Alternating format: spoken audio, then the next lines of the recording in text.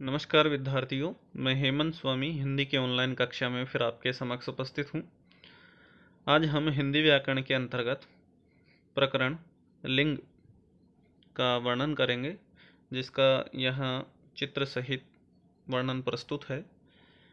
तो लिंग प्रकरण आपको कक्षा 5वीं, 6ठी, 7वीं और 8वीं के लिए उपयोगी रहेगा। आइए शुरू करते हैं कि लिंग संस्कृत भाषा का शब्द होता है जिसका अर्थ होता है निशान, और इसको कह सकते हैं पहचान भी। अर्थात लिंग का शाब्दिक अर्थ होता है पहचान या निशान। जिस संज्ञा शब्द से व्यक्ति की जाति का पता लगता है उसे लिंग कहते हैं। अर्थात जाति का पता लगता है कि वह स्त्री जाति का है या पुरुष जाति का। इससे यह भी पता लगता है कि वह पुरुष जाति का है या स्त्री जाति का।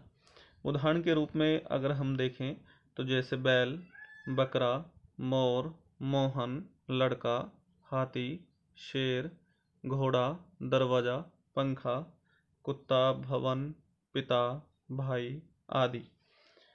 और स्त्री जाति के अंतर्गत देखें तो इसमें है गाय, बकरी, मोरनी, मोहिनी, लड़की, हथिनी, शेरनी, घोड़ी, खिड़की, कुतिया, माता, बहन आदि।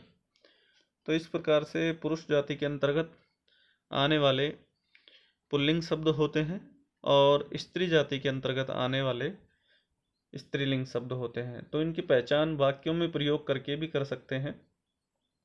तो वो क्रिया जिस प्रकार से स्त्रीलिंग होगी या पुल्लिंग, उससे पता लग जाएगा कि जैसे बैल चर रहा है, गाय चर रही है, तो दोनों में इनका लिंग व्यक्त हो रहा है।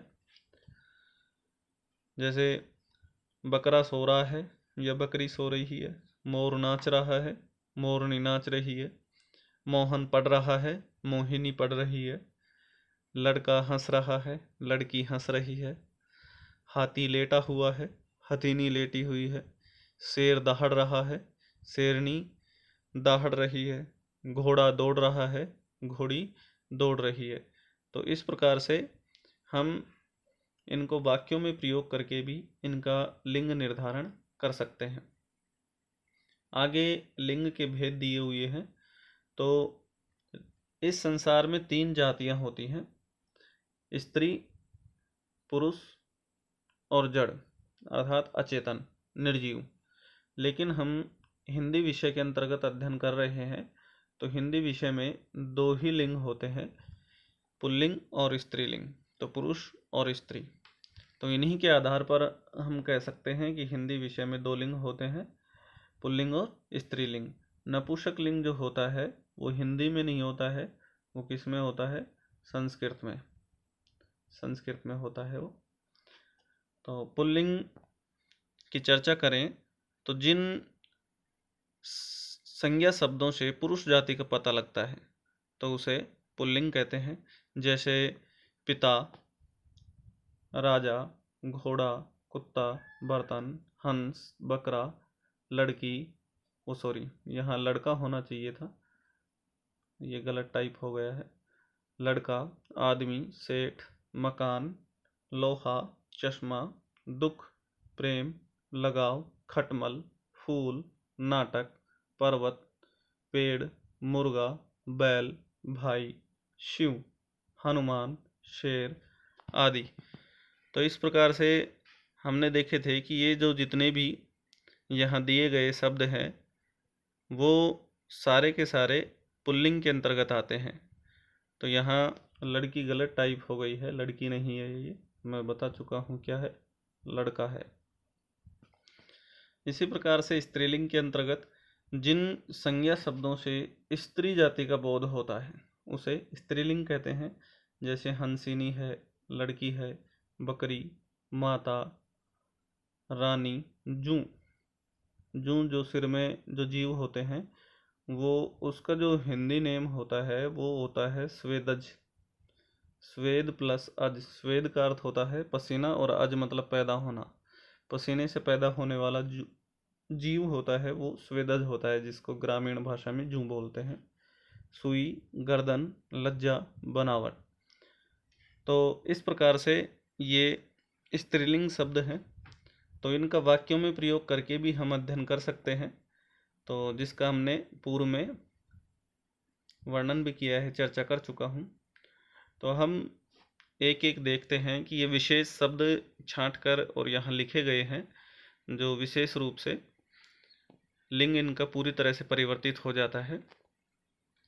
जैसे कवि का जो होता है वो कवयत्री हो जाएगा, विद्वान का विदुषी होगा, नेता का नेत्री, महान का महती, साधु का साध्वी, दादा का दादी, बालक का बालिका, घोड़ा घोड़ी, शिष्य का स्त्रीलिंग शिष्या, छात्र का स्त्रीलिंग होगा छात्रा, और बाल का होगा बाला। तो इस प्रकार से ये बालक और बालिका है, और यहाँ बाल और बाला है। तो धोबी का स्त्रीलिंग होगा धोबिन, पंडित का स्त्रीलिंग होगा पंडिताइन, हाथी का स्त्रीलिंग होगा हथिनी, ठाकुर का स्त्रीलिंग होगा ठकुराइन। और इस प्रकार से नर और मादा होता है। तो ये कुछ एक जो फिक्स होते हैं जिनमें नर या मादा लगाकर, नर जो है वो पुल्लिंग के अंतर्गत आता है और मादा स्त्रीलिंग के अंतर्गत। तो अभी हम आगे बताएंगे कि किस प्रकार से नर और मादा लगाकर उनका लिंग परिवर्तन किया जाता है। तो ये विशेष है कि नर जो है वो पुल्लिंग के अंतर्गत है और मादा स्त्रीलिंग के अंतर्गत। ऐसे ही पुरुष और स्त्री, युवक, युवती, सम्राट, सम्राज्ञी, ये ध्यान रखना। पुल्लिंग में सम्राट होता है और स्त्रीलिंग सम्राज्ञी। मोर, मोरनी, सिंह, सिंगनी, सेवक, सेविका, अध्यापक, अध्यापिका,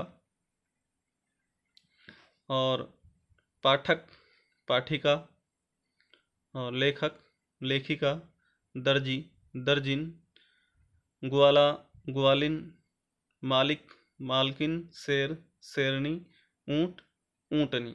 तो इस प्रकार से और भी शब्द दिए हुए हैं यहाँ। देखिए कि जैसे गायक है तो गायक का हो जाएगा गायिका, शिक्षक, शिक्षिका, वर का हो जाएगा वधू, श्रीमान, श्रीमती, मौसी का स्त्रीलिंग वो मौसी का पुल्लिंग हो जाएगा मौसा, नाग का स्त्रीलिंग होगा नागिन, और पड़ोसी का स्त्रीलिंग होगा पड़ोसिन, मामा का स्त्रीलिंग मामी, बलवान का स्त्रीलिंग बलवती, और हाँ, बलवान का स्त्रीलिंग बलवती हो जाएगा। जैसे मैंने बताया था कि तितली एक ही रूप में बोली जाती है, लेकिन जो पुल्लिंग के अंतर्गत होगा उसको बोलेंगे नर तितली, और वैसे जो है वो तितली स्त्रीलिंग के अंतर्गत होती है। जैसे भेड़िया जो है वो पुल्लिंग के अंतर्गत होगा, और जो मादा भेड़िया जिसको बोलेंगे वो स्त्रीलिंग के अंतर्गत होगा। जैसे मक्खी स्त्रीलिंग होती है, जबकि उसको पुल्लिंग बोलेंगे नर मक्खी। इसी प्रकार से कछुआ पुल्लिंग होता है, ये कछुआ पुल्लिंग होता है। अगर इसको स्त्रीलिंग बोलेंगे तो वो बोलेंगे मादा कछुआ। इसी प्रकार से चील जो होगा वो स्त्रीलिंग होगी, लेकिन इसको पुल्लिंग बनाने के लिए नर लगा दिया जाता है, अर्थात नर चील। इसी प्रकार से खरगोश जो है वो पुल्लिंग होता है, लेकिन स्त्रीलिंग के लिए उसको मादा खरगोश कहेंगे।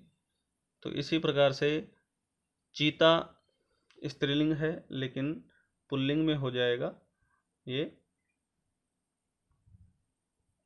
नर चीता। और इसी प्रकार से भालू, मादा भालू, तो भालू पुल्लिंग है और मादा भालू स्त्रीलिंग। ऐसे ही दिया गया है नर मछली, मछली जो है वो स्त्रीलिंग के अंतर्गत है, और जो है नर मछली हो जाएगा पुल्लिंग।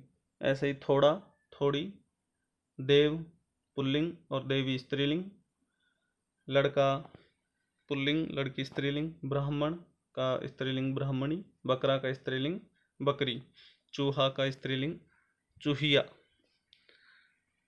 और चिड़ा का चिड़िया हो जाएगा। बेटा का बिटिया हो जाएगा, गुड्डा का गुड़िया हो जाएगा, लोटा का लुटिया।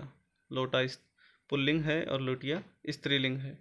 माली पुल्लिंग, मालिन स्त्रीलिंग हो जाएगा। कहार का कहारिन, या कह सकते हैं कुम्हार या कुम्हारिन। तो इसी प्रकार से आगे दिया हुआ है इसी में कि ऐसे सुनार हो जाएगा, सुनार का हो जाएगा सुनारिन, और लोहार का या लोहार या लोहकार भी कह सकते हैं, तो लोहार का स्त्रीलिंग हो जाएगा लोहारिन, और नौकर का स्त्रीलिंग हो जाएगा नौकरानी, और चौधरी का स्त्रीलिंग होगा चौधराइन भी होता है, और आइन प्रत्यय लगता है उसमें, और जो है ये चौधरानी भी कहते हैं। तो देवर का हो जाएगा देवरानी, और सेठ का हो जाएगा सेठानी, और जेठ का हो जाएगा जेठानी, या फिर इसको जेठानी भी बोलते हैं। इसी प्रकार से बाल का बाला, ये तो ऊपर भी अध्ययन कर चुके हैं। सुत का अर्थ होता है पुत्र, और सुता पुत्री। ऐसे ही आत्मज होता है, आत्मज का अर्थ होता है पुत्र, और आत्मजा होता है वो पुत्री होती है। तो आत्मा से उत्पन्न हुआ या आत्मा से पैदा हुआ पुत्र, और आत्मजा आत्मा से पैदा हुई पुत्री। तो कुछ एक ऐसे शब्द हैं जो पुल्लिंग और स्त्रीलिंग दोनों में प्रयुक्त होते हैं। इस प्रकार के यहाँ शब्द दिए हुए हैं, तो मैं आपको बता देता हूँ कि जैसे प्रधानमंत्री दोनों में प्रयुक्त होता है, मुख्यमंत्री, राष्ट्रपति, उपराष्ट्रपति, चित्रकार, पत्रकार, गवर्नर, लेक्चरर, वकील, डॉक्टर, सेक्रेटरी, प्रोफेसर, शिशु। जो बालक होता है 6 माह तक का वो शिशु होता है, चाहे वो बालिका हो या बालक। 2 माह तक लगा सकते हैं उसको। साइकोलॉजी में, शिक्षा मनोविज्ञान में इसकी उम्र अलग अलग दी गई है। दोस्त, बर्फ, मेहमान, मित्र, ग्राहक, प्रिंसिपल, मैनेजर, श्वास, मंत्री। तो वैसे श्वास जनरली जो होता है वो स्त्रीलिंग के अंतर्गत आता है। तो ये कह सकते हैं कि पद जो है वो होते तो पुल्लिंग है, लेकिन इनको पुल्लिंग और स्त्रीलिंग दोनों के लिए प्रयुक्त किया जाता है। तो ये सारे के सारे पद दिए गए हैं। इस प्रकार से लिंग का अध्ययन हमारा पूर्ण होता है। धन्यवाद।